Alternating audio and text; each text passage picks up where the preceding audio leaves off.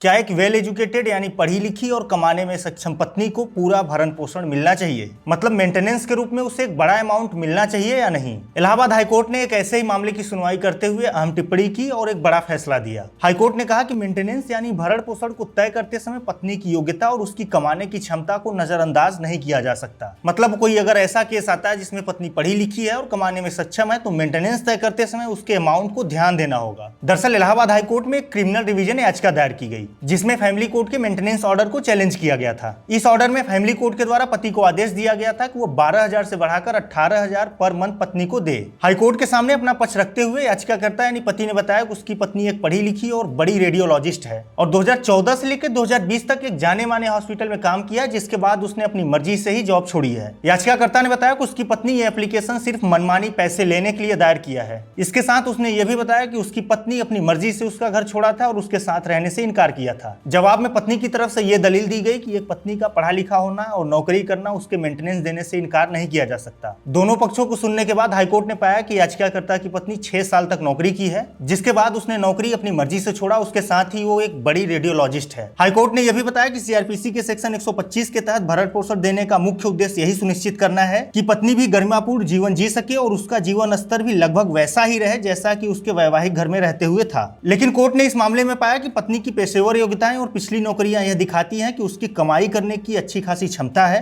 और वो एक अच्छे जॉब करने के लिए सक्षम है। कोर्ट ने कहा कि ऐसे मामलों में जिसमें पत्नी की पेशेवर क्षमताएं हों और कमाने की काबिलियत के बावजूद उसे मेंटेनेंस नहीं दिया जा सकता। जिसके बाद हाईकोर्ट ने माना कि फैमिली कोर्ट के द्वारा दिए गए 18,000 पर मंथ का ऑर्डर बहुत ज्यादा है और हाईकोर्ट ने इस अमाउंट को 18,000 से घटा के 12,000 किया। आपकी इस मामले पर क्या राय है, कमेंट बॉक्स में जरूर बताएं और ऐसे ही तमाम लीगल अपडेट्स के लिए बने रहें लाइव लॉ के साथ।